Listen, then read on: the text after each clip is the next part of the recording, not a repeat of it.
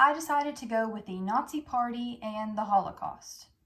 So I'm going to cover how they began, how they succeeded, and then eventually how they ended. So after World War I, the people of Germany faced extreme economic depression and political instability. So as hope for Germany continued to fade, the Nazi Party stepped up and gave Germany the structure that they saw missing.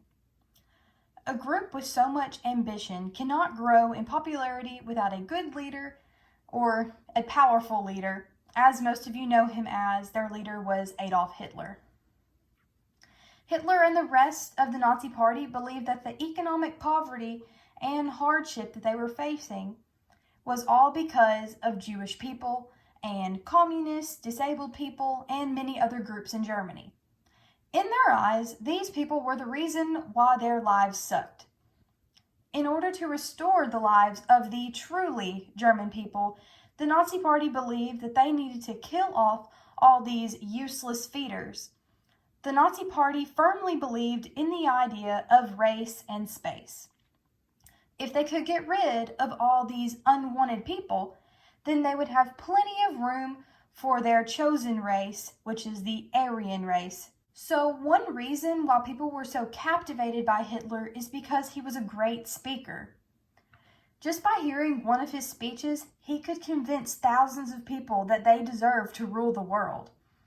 By giving many German people the confidence and hope that they never thought that they could find again, the Nazi Party gained so many new members.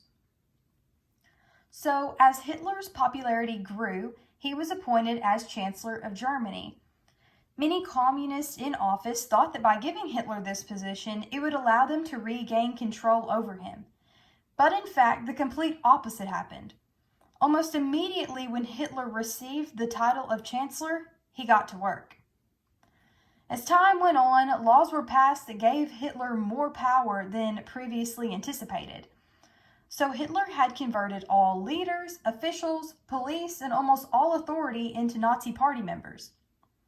So with the communists not having many people in power, who could stop the Nazi Party now? So after a lot of research, I never really understood how people could be so accepting of the idea to just kill off an entire race of people. Turns out many Germans were just as confused as I was. The Nazi Party began by testing the public's response by boycotting, burning books, and destroying Jewish homes and businesses. Germans' confusion eventually turned into acceptance and understanding. After all, these people were the reason for all their misfortunes. So the people joined in on what everyone else was doing, which was discriminating against the Aryan race.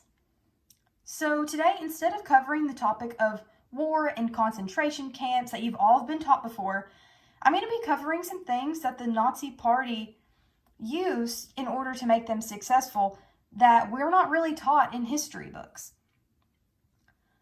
So the Hitler Youth Program was one of the staples in the success of the Nazi Party.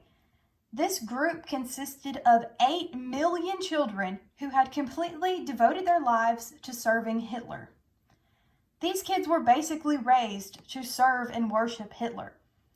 In school, these children were even taught that Jews were their enemies, and they were taught how to identify a Jew if they saw one. So it has been stated, a child is like an empty vessel. You can fill them up with good, or you can fill them up with evil. And in this case, they were definitely filled with evil. These children were manipulated into doing all of Hitler's dirty work simply because they were taught that this was the right thing to do.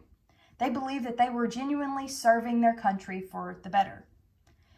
So many Hitler Youth members eventually found out later on in life the extent of what they were actually doing. Some had no idea that they were murderers. They had no idea that the leader that they were serving was actually a monster. So another group that assisted the Nazi Party was in fact the people working in the medical field. As shocking as it sounds, nurses were the #1 killers during the Holocaust. It's crazy to believe that people known for their caring and healing were so wrapped up in all this bloodshed. First, the Nazis developed the eugenics program in hospitals, which limited the number of people able to have children. So basically, if you weren't a part of the Aryan race, your right to have children was taken away from you. So in order for all of this to work, they had to sterilize people unworthy of having children. If you thought it couldn't get any worse, the euthanasia program and the T4 programs began. These programs were labeled as mercy killings with the patient's consent. But in fact, these killings were undoubtedly murder and without the patient's consent. So all handicapped and mentally ill children and adults were examined by nurses to see if they were worthy of living. These patients were killed by starvation, poisoning, injections, hypothermia, or gassing. In order to explain the death of these patients, healthcare workers would write fake condolence letters to send to families in an attempt to hide their true cause of death. So the real question is, why would nurses let these patients die in such agonizing pain? Many nurses gave excuses for their actions by saying things like, what I was doing was best for Germany. I was relieving patients from suffering. I was helping them die quicker. I was trying to keep my job, or I was trying to not get killed too.